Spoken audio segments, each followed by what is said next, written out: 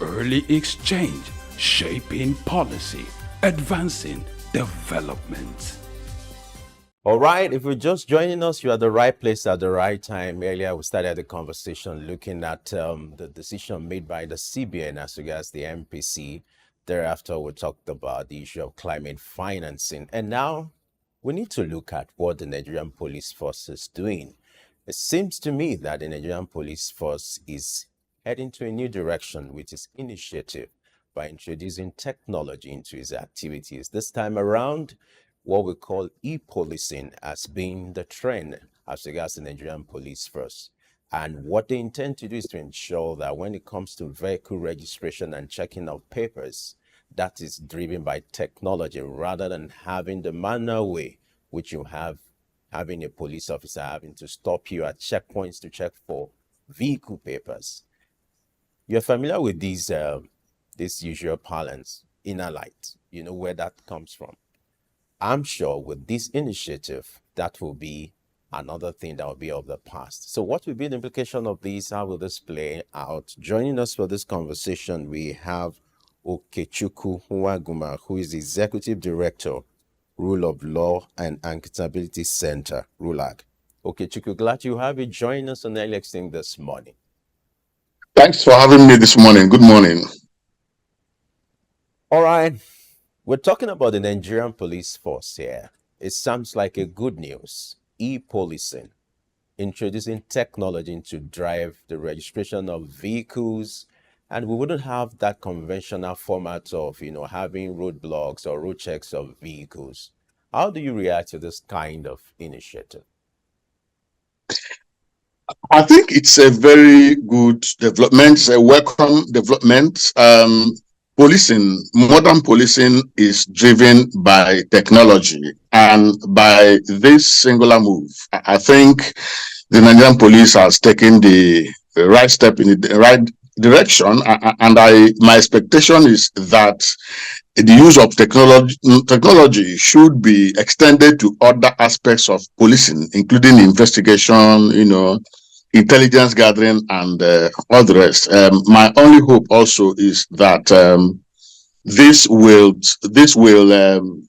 last. This is not the first time anyway that the Nigerian police had taken similar steps, and then we saw a retreat. I do hope that this will be sustained because it will help to ease the work of policing and also reduce human rights violation and abuse that happen on the highways in the pretext of stop and search, which provides opportunity or the context for human rights violations. Right. Now, talking about having a centralized vehicle or motor registry in Nigeria, the issue of data has always been of concern and the reliability of this data. What's your recommendation now that the Nigerian police is looking in this direction as regards harmonizing this data and the reliability of data in Nigeria? Are there concerns that should be addressed here?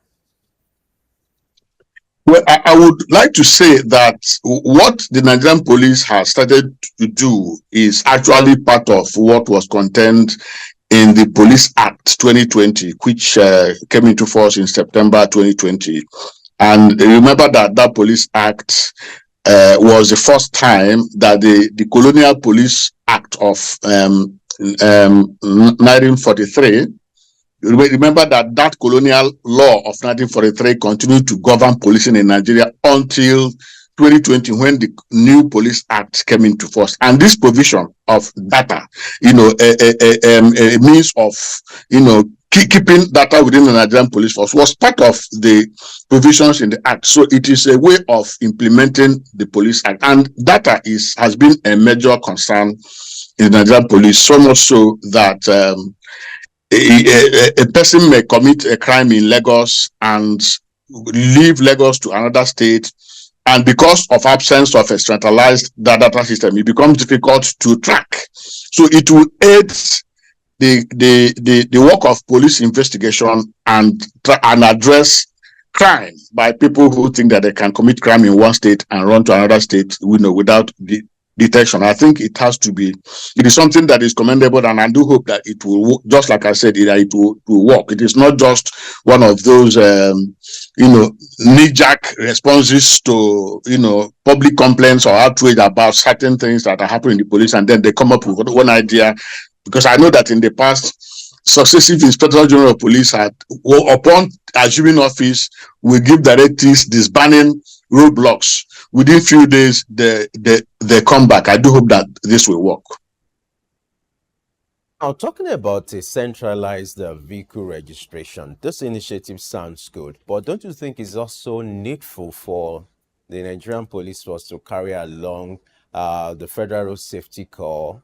Also, you have the VIO, the Vehicle Inspection, units, so that you have a kind of synergized kind of operation. You might say the police will stop and search, but others might also embark on that. So what kind of synergy would you expect between the Nigerian Police Force and other sister agencies in making this reality something to go by?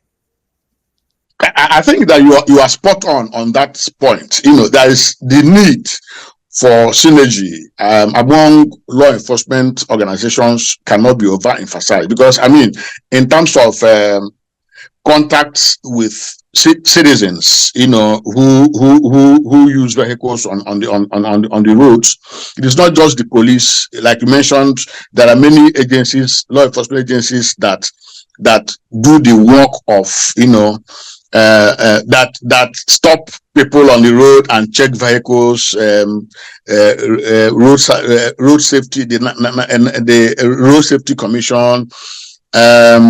Sometimes you even see military personnel, and then the ones they call different agencies. So the point is that it is important that this centralized registry should be one that should be accessible to all the agencies that engage in vehicle checks, or that stop people or investigate crimes relating to stolen vehicles.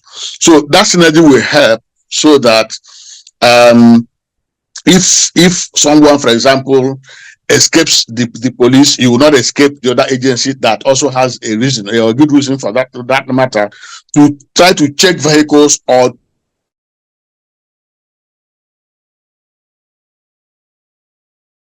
to maybe.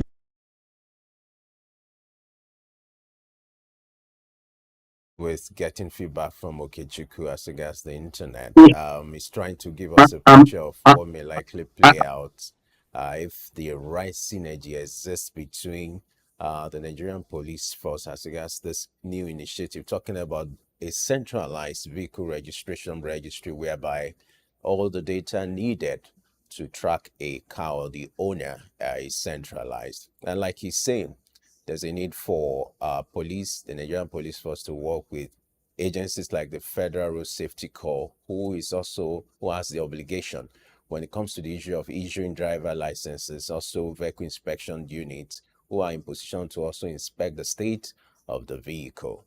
But let's get back to Okechukwu now for him to continue his thoughts in this regard. Okechukwu, sorry about that, but you have the floor now. Please go ahead with your conversation as regards the synergy that should exist between the Nigerian police and other sister agencies. Yeah. There have been occasions when the duty of the police occasionally overlap with that of other agencies, and there have been occasions when you see them working in parallels. So having this centralized data system will help to harmonize and complement the work of the various law enforcement agencies, to avoid duplication of duties, or persons who may be involved in stealing vehicles may escape the law.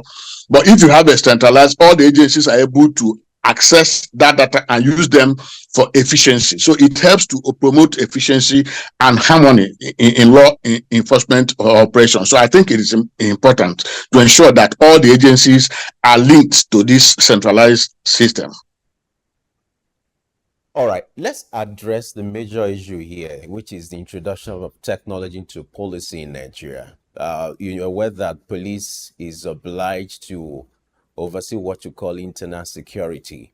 Our records have shown that Nigeria has a little above 400,000 policemen, in which half of them are attached to VIPs or, presidents, governors, and even, notable people in the society.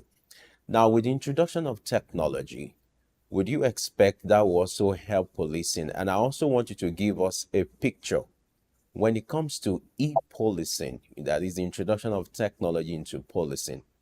What does it require? What are the things involved? I'm aware at a point in Nigeria, there was deployment of CCTV in policing and all that. How far have we gone? So I would like you to give us a picture of what is obtainable in better climes where you have e-policing and what should be deployed in a case like this that Nigeria is looking in that direction. Yeah, I mean, in my opening comment, I did say that modern policing is driven by technology, and it helps to, enhance the efficiency of law enforcement. The absence of technology in policing has, the consequences of reducing the capacity of law enforcement to track even simple crimes. It can also leave room for human rights violation. For example, let me give you an example of why torture is one of the key human rights violations in Nigeria. It is the primary means by which Nigerian police carry out investigation. And the reason for this is that there is low level of forensic capability. And when we talk about technology in policing, forensics comes quickly to mind. So when you are able to use someone's fingerprint to determine whether or not he's involved in crime, there will be no need for you to resort to torture in order to force the person to confess. Once the person's fingerprint links him or her to a crime, I mean, it makes it easier. You don't have need to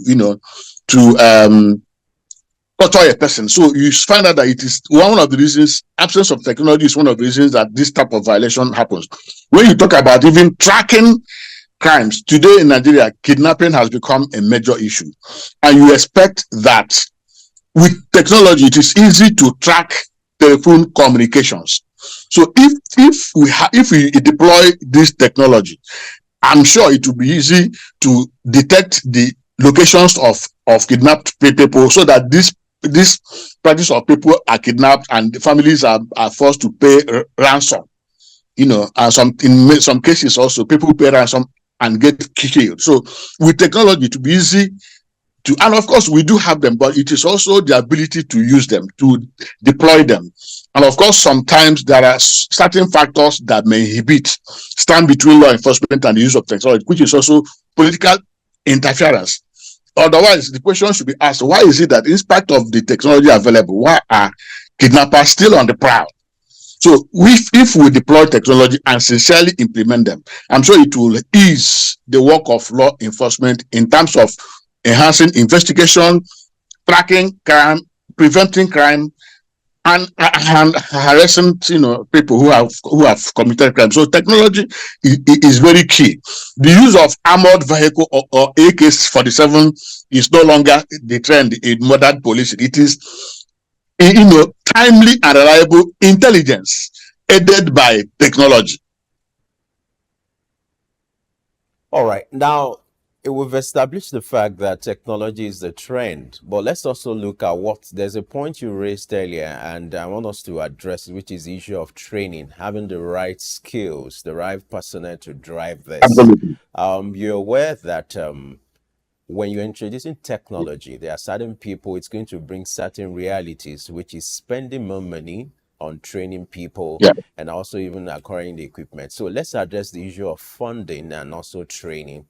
What would you expect the Nigerian police to do in this regards, as regard having the right brain, the right personnel to drive this, so that we won't come back to the old narrative? And for rural areas, how will this play out? Yeah. So you very, very, very important point. And this question is a very interesting question. First of all, I think it takes us back to the whole issue or the question about the recruitment process. So we have in Nigeria a recruitment process, and I remember sometime the former president Obasanjo did say that a compromised recruitment system has allowed criminals to an untrainable, people, criminals and misfits to find their way into the police. So because of the compromised recruitment process, you find that most of the people recruited into the Nigerian police are not even educated. They can't even understand. So training does not make sense. So unless we address that and ensure that only those who are qualified and have the basic minimum qualification, educational qualification, character qualification, are able to come in, so that when you talk about training, it makes a lot of sense. The other point is also about what is even the training curriculum in the Nigerian police training institutions. First of all, when you go to police training colleges, you find squalid structures that need rehabilitation. Then what is even are they updating the training curriculum to bring them up to date with modern policing, so that it includes the use of technology, forensics, and basic law enforcement, psychology and all that. So it requires one, ensuring that the right people are recruited into the police, and that the training institutions are in a good shape and form to be able to impart the needed knowledge and skills, technological skills that police officers need to do their work efficiently and effectively. Now, let's also address some concerns that may arise, which might lead to loss of job for some people. The angle of introducing technology, like the people you referred to earlier who are not educated, some of them who don't have the literacy to even handle this equipment. Don't you think it's also lead to job loss? Or let's address the fear of job loss. What can be done to that category of people? Then also, let's look at the sustainability. What structure should be put in place to ensure that these things are well maintained? We've had issue of CCTV cameras in the past in Abuja, in Lagos, and elsewhere. If you check those cameras now, my God, you'll be surprised at the state of those equipment. So let's address the issue of resistance that might come from people who do not want to embrace the change. People who are not well equipped for the change that is to come, and the culture of let's say the issue of maintenance culture. Let's address those three things. What would you expect for this to play out and become a reality? Yeah, it is possible that certain policies, particularly policies that introduce technology, could minimize the use of, manpower needs. But in the case of the Nigerian police, I do not think that it is likely going to lead to job loss, because at the moment, although we argue that technology is key in driving law enforcement, but you also need personnel to operate this technology. At the moment, the Nigerian police is grossly undermanned. The number of personnel does not match the population of the country. So technology will be good, and I don't think there will still be need to recruit more personnel, particularly in certain areas. The policing has become specialized. The times have gone when people are recruited as general duty personnel, but there are specialists, doctors, engineers, people who man IT, and all that and all that. So definitely for the Nigerian police, I do not think that it will lead to job loss. That we will still need to recruit more personnel to complement what technology does, is to complement what we can do manually. But in terms of you talked about resistance, and I agree with you that there is resistance to reform generally within the Nigerian police, because there are those who benefit from underdeveloped police in Nigeria. For example, I know that sometime in 2015, there is a British Council development program called Rule of Law and Anti-Corruption. It provided support for the Nigerian police to implement the Administration of Criminal Justice Act, and part of what it did, it found that yes, this Administration of Criminal Justice Act is helped to promote criminal justice administration in Nigeria, and that for this to happen, there are certain equipment and tools that they need. For example, the law provides the need for suspects to be interrogated with under camera. It should be recorded. That interrogation should be recorded. The idea is to minimize the resort to torture. Now, what they did was to provide cameras, and other equipments that complemented it, and they established what they call statement taking rooms in some model police stations just to experiment. 1 year after, we went to do an assessment of the functionality of this equipment that were donated to the police. What we found was that they were not in use. In fact, some had been vandalized, some had been taken away. The screens were converted to using to watch football rather than using it to monitor what happens in the interrogation. So this, like you said, is one of the examples to show the level of resistance within the police for change and reform. So it will require political commitment, police leadership commitment, and political commitment by political leaders. Note that the president is the operational head of the police, and that if he's genuinely committed to reform, he will ensure that these reforms happen, and that when these technological innovations are introduced, that they will be allowed to work. For example, CCTV. Why are they not using CCTV? Because they want to cover up the atrocities that they commit. So it requires committed political leadership to ensure that police leadership is competent enough and committed to reform, and that to make these reforms work.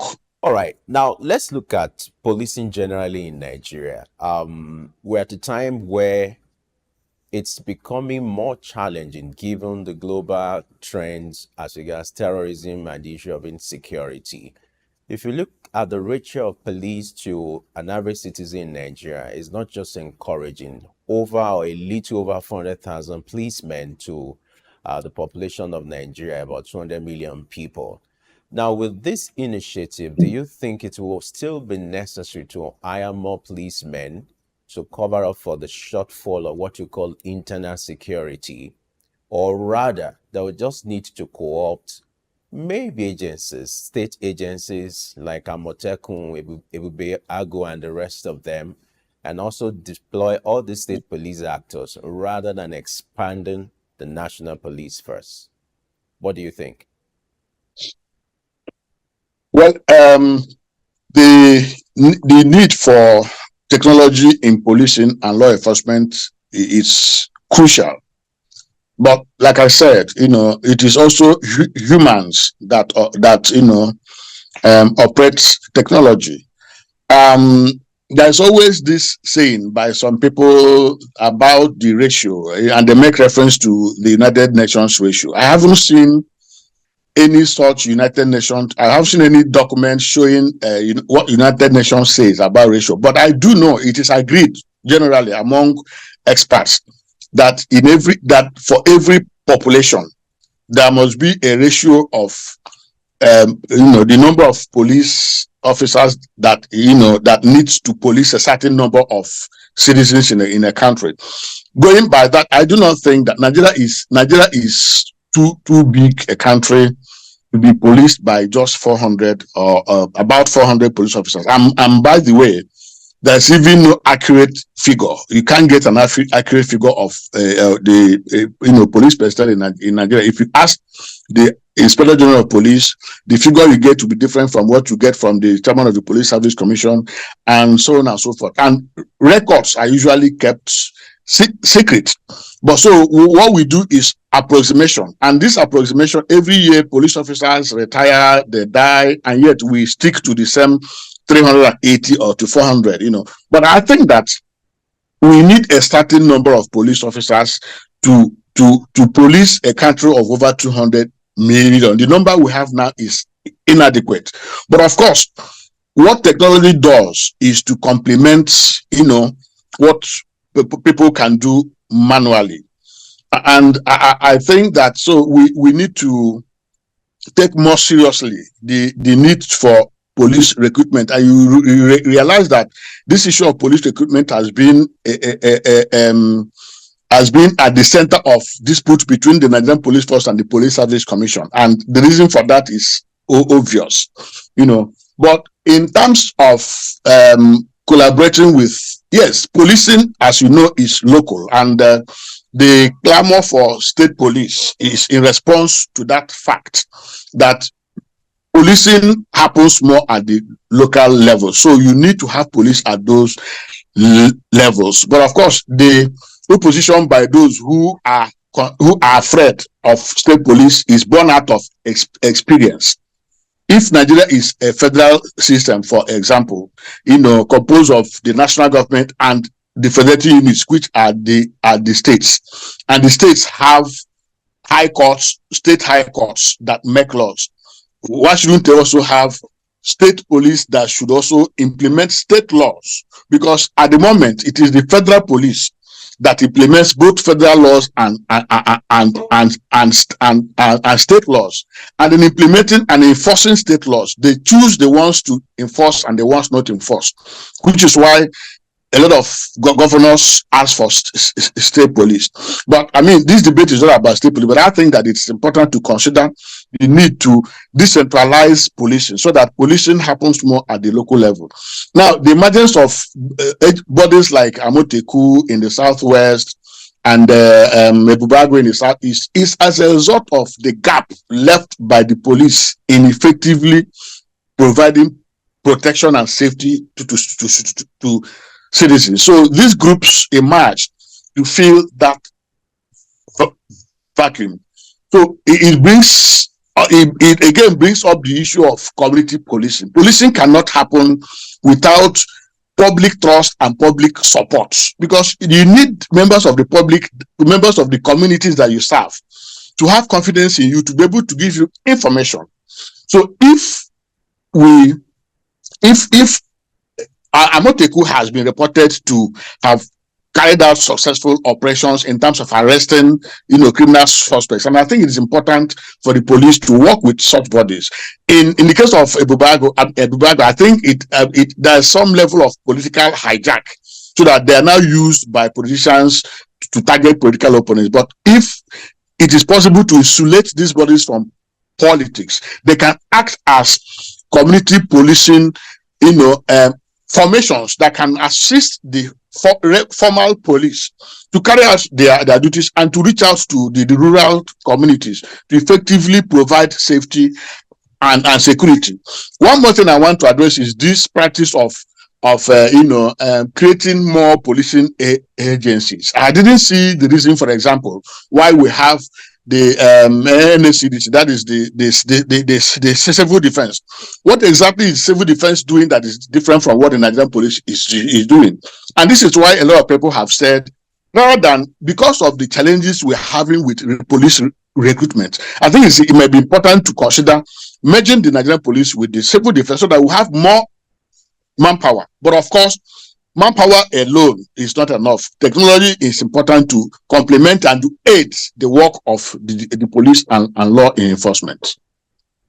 Well said, Okechukwu. Quickly, let's get to the second aspect of this conversation, which is the directive from President Tinubu to EFCC, to the Nigerian Customs, to the police, to crack down on what you call cartel syndicates operating in Nigeria. Can you give us what is fueling the activities of these cat theft syndicates in Nigeria, and what do you think is playing out in recent times?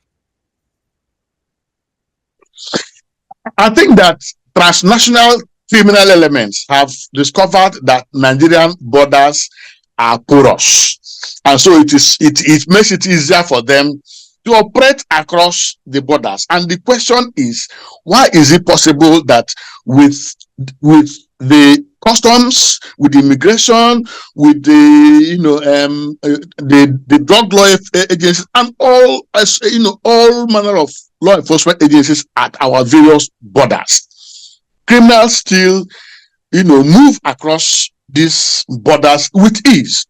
So I think that what the president has done is simply coming late, but altogether it is not entirely too late. And I think that it's important for the president to find out why it is that, in spite of all these law enforcement agencies that are paid to secure our borders still remain porous. Is it a case of complicity, or a case of ineffectiveness, or corruption? So all this needs to be found. And I think that the president should go beyond issuing directives to actually, order.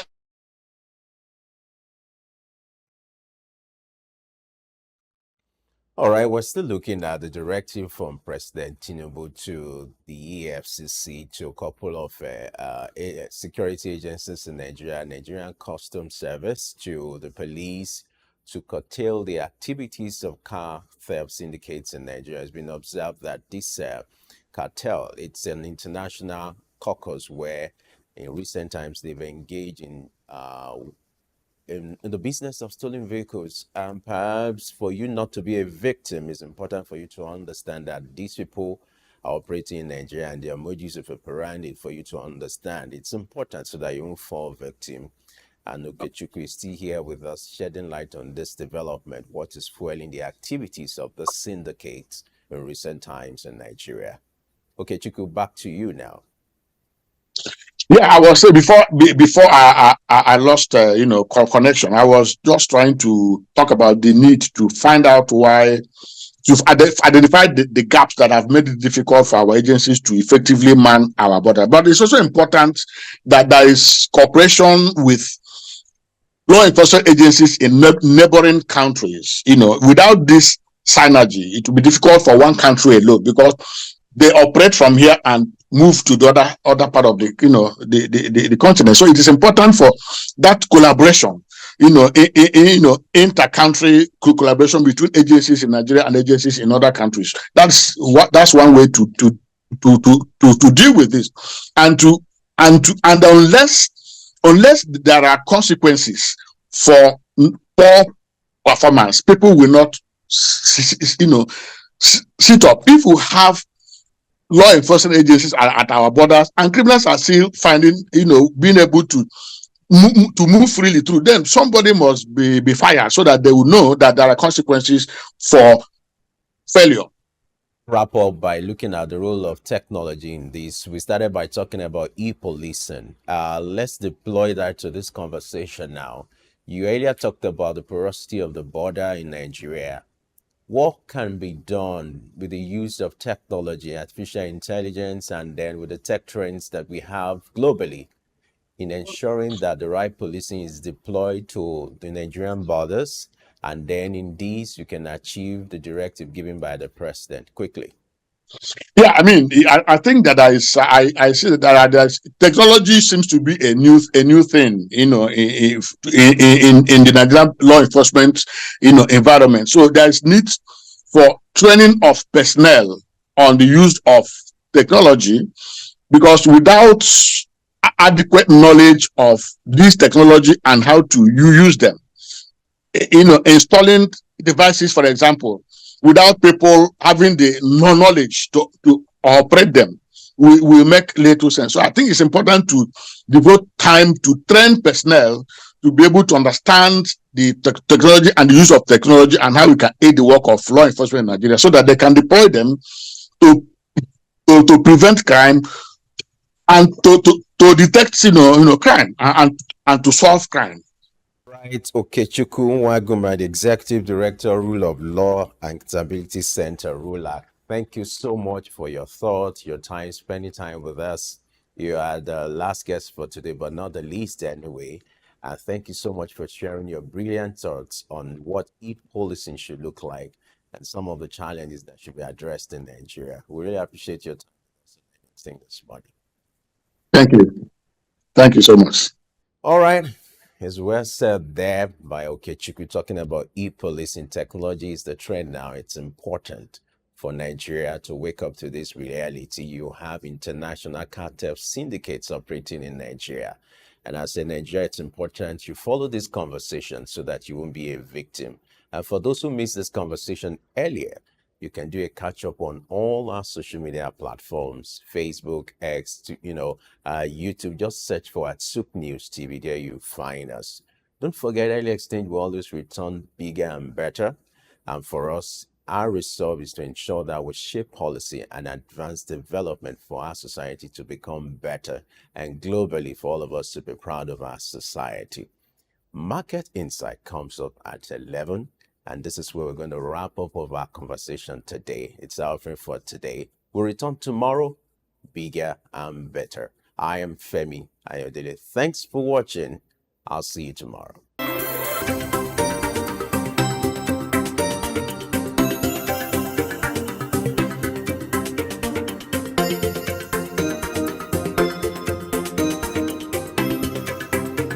Early exchange, shaping policy, advancing development.